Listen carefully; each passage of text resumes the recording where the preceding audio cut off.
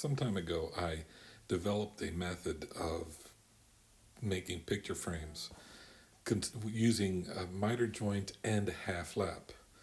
I did this because I'm not a big fan of the splined miter picture frames, and also I do like the mitered joints. Recently, I acquired a couple of paintings on a cruise my wife and I went on, and this is a video on how we make the picture frames. You can either get rid of the painting or keep it. If you get rid of the painting, then all will be forgotten and nothing else will happen. However, if you keep it, then I have a certain set of skills and I will have to frame it. Good luck. I use relative dimensioning on my work. So with all jobs, the end result sizes need to be measured at first. Some time ago, a friend of mine gave me a bunch of wood from an old paneling job, offcuts. So first job is to mill this piece of wood down to a size that can be used for this particular project. These pieces of wood have little slots in the ends, and I use that as a guide for where the table saw blade goes. And invariably, I make the cut just a little wide, so what I'm going to do here is use a thicknesses planer and plane it down to a final dimension. When measuring for your picture frame, measure your painting for the total width of the painting and subtract the overlap that you desire, and then also add the width of the board of each style. Remember to double those measurements on the overlap and the width, because if you don't, then it will be too short. Then you go ahead and cut your final measurement here. I do an 1/8 of an inch wide and then recut an 1/8 of an inch shorter to make sure everything is nice and square.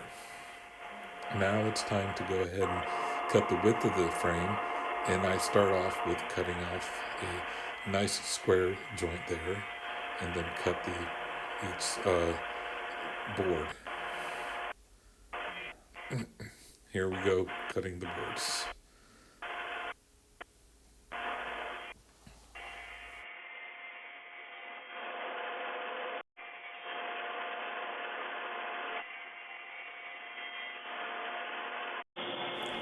I now switch out to my dado stack to go ahead and cut the overlap and then the half laps. It is important that when you cut your half laps that you go ahead and make sure that it is exactly half the thickness of the stock you're working with. So here I am measuring out the height of my blade stack and cutting the half lap. Now go ahead and make sure your miter gauge is at 45 degrees. Notice here I made a mistake and did not lock in my fence, so that 45 degrees is probably not right spot on. Next is to cut the half lap on the face of the boards on one side, all 4 boards. I cut this and sneak up to the joint so that the angle is right up to the edge of the board. Once complete, I clean up my dado cuts and then switch my fence to the other side of the saw and do the 4 boards on the other side as well.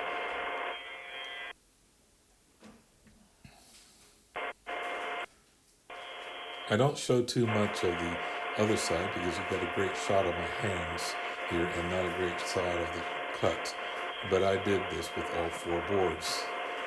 Then it leaves a protruding 90 degree on the back side of the frame. So what I'm going to do is cut away the 90 on 2 of the boards. Now you really should be doing this on the top and the bottom, but I made a mistake in doing it on the sides. But next shot you're going to see pretty much what we're doing here, and we're just cutting away this half lap on this side up to that interjecting point where it board sticks out. Once done, I clean up the cut again and am ready for dry assembly. You can see how it fits together. Here what I'm doing is I'm going to go ahead and put it together and mark my baseboard with a pencil just so that I know where to put some cellophane tape. Mark, mark, mark, mark. This will just give me a reference for some cellophane tape. And what the cellophane tape will do is keep the glue from sticking this frame onto this baseboard, and I will be able to remove it quickly and easily. And if I leave it sit overnight, then I don't have to worry about it. I'm very careful to glue all the joints, and no point in showing you everything, but I will glue all the joints and then spread it out nice and evenly and put it together. Once I've glued up all the joints.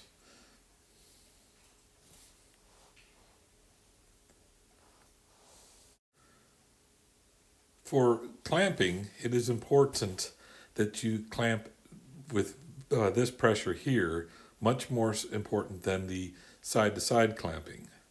When you do this clamping here, that's going to make sure that it is flat. I have done this particular frame many times and didn't do this method, and they kind of got all crooked as a result. So this is the best clamping method I've come. Now, these clamps here are going to pull it in tight, but you got to be careful how you do this so that you don't change the squareness of the frame. This is why right after this, I go and I feel the corners to make sure all the corners are nice. There's no over clamping on this. Everything's nice and square, and I'm done for the day after tightening these clamps. Next morning, I come in and I go ahead and remove the clamps and inspect my work.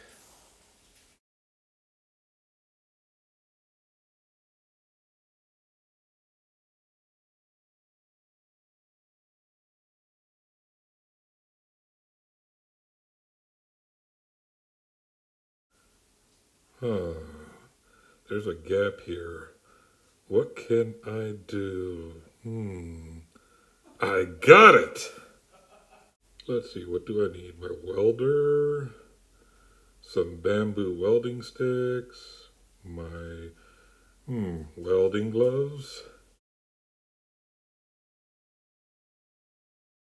Go ahead and ground the woodwork. And here we go.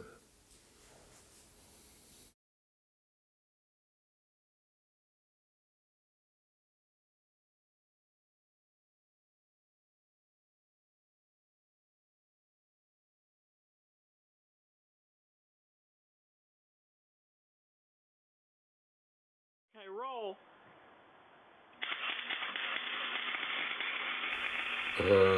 Much better. Those bamboo welding sticks are the bomb. Success! If you believe that, I'm very disappointed in you. You can't weld wood with an arc welder. So up to this point, I've been filming with this nice little tripod that I made. At this point, I made a new tripod that is a little bit more versatile and hopefully will give me some better angle shots. Next step is to cut the back. I'm using hardboard for this particular back of this frame, and once again I double cut with 1/8 of an inch cut to make sure everything's nice and straight. Once that's done, it fits in perfectly, and I can use that as a template for my glass. When purchasing glass, I found that going to the local dollar store, I can buy frames that have glass in them, and I can just cut the glass down to the size I need. For the investment of $1 for a frame, I have a decent piece of glass to cut. The trick is to buy enough frames so you can make a couple mistakes. Even then, it took me 3 frames to do this, and it still cost less than going buying frame glass from a frame shop. I actually found out that you can sand glass. I did not realize this. Of course, the sandpaper I'm using is not the appropriate sand, and it took me 4 sanding discs to go through this. But I go ahead and softenly cut edges and bevel it just a smidge so that it won't cut anybody who gets into this frame. After cleaning the glass, I'm able to go ahead and put in my painting and my backer board. And I have this really neat tool that allows me to push in nails.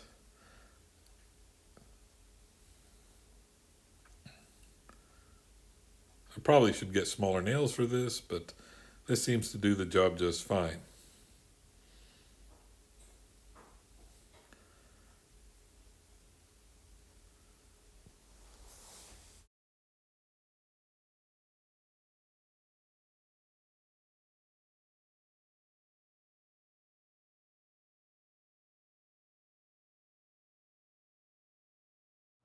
Finally, just remember, after every woodworking project, you should always count your fingers. You end with 10. Good job. We were supposed to